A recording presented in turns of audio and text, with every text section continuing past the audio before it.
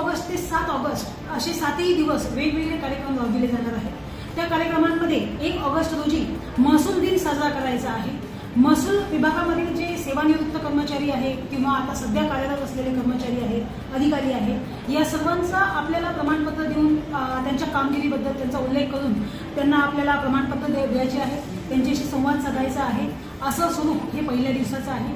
तो सुद्धा आपल्या तहसील कार्यालयामध्ये साजरा केला जाईल आणि त्यांच्या अडीअडचणी सुद्धा त्या दिवशी ऐकून घेतल्या जातील आणि समजावून घेतल्या जातील। त्यानंतर 2 ऑगस्ट रोजी आपल्याला शासकीय जागेवर जेव्हा 2011 पूर्वीपासून रहिवासी प्रयोजनार्थ अतिक्रमण असलेल्या कुटुंबांपैकी अतिक्रमण नियमाकुल करण्यासाठी जे पात्र आहेत अशा लोकांचे प्रस्ताव आपल्याला बीडीओ मार्फत मागवायचे आहेत। ग्रामीण स्तरावरचे बीडीओ मार्फत आपल्याकडे येतील आणि ते प्रस्ताव आपल्याला त्यावर जे पात्र लाभार्थी आहे त्यावर आपल्याला उचित कारवाई करायची आहे।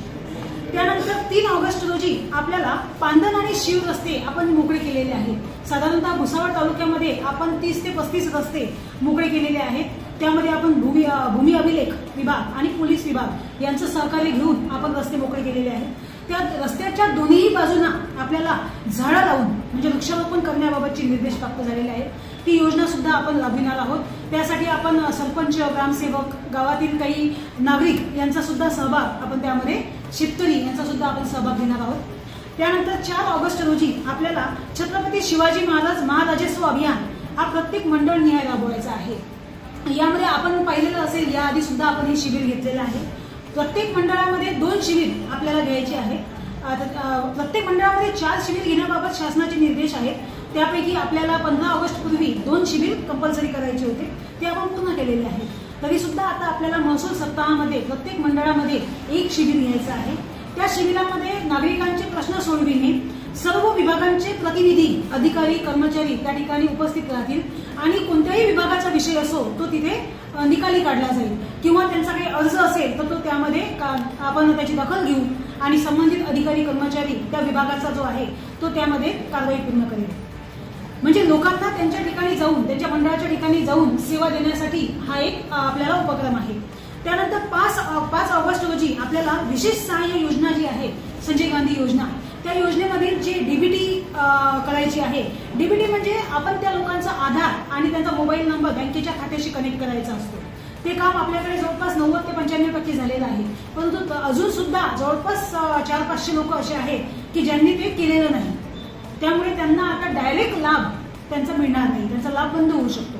त्यासाठी आपल्याला काही लाभार्थ्यांच्या घरी जाऊन डीबीटी करून घेणे हा उपक्रम त्या दिवशी राबवायचा आहे। त्यासाठी आपण ग्रामसेवक, तलाठी, मंडळाधिकारी, कोतवाल तसेच आपल्या इथले जे पॉलिटिकल पर्सन आहेत, नगरसेवक आहेत किंवा काही लोक जे सामाजिक कार्य करणारे लोक आहेत त्यांच्या मार्फत आपण त्यांच्यापर्यंत पोहोचणार आहोत आणि घरी जाऊन त्यांची डीबीटी करून देणार आहोत।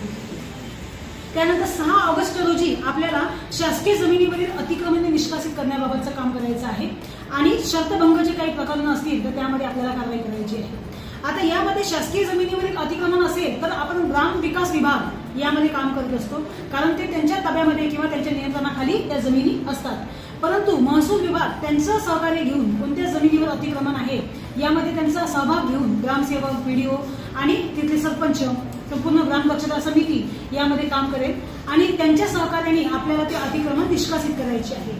ते कुठे अतिक्रमण आहेत ते आम्ही आयडेंटिफाय करणार आहोत आणि त्यानुसार 6 ऑगस्टला आपण ते कामं करणार आहोत। त्यानंतर 7 ऑगस्ट रोजी आपल्याला नवीन धोरण आलेलं आहे महसूल विभागाचं, ते म्हणजे एमसँड। जी आपली नैसर्गिक वाळू आहे ती उपलब्ध नसते किंवा त्याचं कमी प्रमाणात उपलब्ध असते किंवा आपल्या घाटांचे पूर्णतः जे नियमानुसार घाट लिलाव होत नाही, त्यामुळे आपण पर्याय म्हणून एमसँडचा पर्याय वापर करावा असं शासनाचं धोरण आहे। त्यासाठी आपल्याला एमसँड अशी वस्तू आहे की ती आपल्याला बांधकामामध्ये यूज करू शकतो। आज त्याची क्वांटिटी, त्याची क्वालिटी सर्व काही ठरवलेलं आहे शासन निर्णयानुसार। त्यासाठी आपल्याला जिथे क्रशर आहेत त्या क्रशरच्या ठिकाणी क्रशर धारकांनी ती अशी एमसँडसाठीची आपल्याला द्यायची आहे अनुमती। त्यांच्यासाठी त्या दिवशी आपण सर्व क्रशर धारकांची मीटिंग घेणार आहोत आणि एमसँड बाबत आपण त्यांना ती योजना घेण्याबाबत आपण त्यांना प्रोत्साहन देणार आहोत की जेणेकरून कृत्रिम वाळू जर निर्माण झाली तर आपण जी नैसर्गिक वाळू आहे त्याची आपल्याला गरज पडणार नाही। या पद्धतीने 1 ते 7 ऑगस्ट दरम्यान आपल्याकडे संपूर्ण महसूल सप्ताहामध्ये 7ही पद्धतीचे कामं आपण घेणार आहोत आणि त्यामध्ये विविध अधिकारी आणि कर्मचारी यांना आपण नियुक्त केलेलं आहे। सर्व नायब तहसीलदार मंडळ अधिकारी यांच्याकडे सुद्धा जबाबदाऱ्या दिलेल्या आहेत। त्याच पद्धतीनं भूमी अभिलेख विभाग, BDO साहेब म्हणजे पंचायत समिती, पोलीस विभाग या सर्वांच्या उपस्थितीत आणि त्या सर्वांच्या सहकार्यानं आपण 7ही दिवस काम करणार आहोत। आणि त्यामुळे भुसावळ तालुक्यातील सर्व नागरिकांना मी आवाहन करते की आपण विविध योजनांचा लाभ आपल्या स्तरावरून घेण्यात यावा। काही अडचणी असतील तर जे आपले तलाठी आहेत, मंडळ अधिकारी आहेत, ग्रामसेवक आहेत यांच्याशी संपर्क करावा, जेणेकरून आपले प्रस्ताव आमच्यापर्यंत येतील आणि माननीय शासन निर्णय जो माननीय महसूल मंत्री यांनी निर्गमित केलेला आहे त्या शासन निर्णयानुसार काम करण्याकरिता आम्हाला आणखी बळ येईल आणि आपलं सहकार्य मिळेल। धन्यवाद।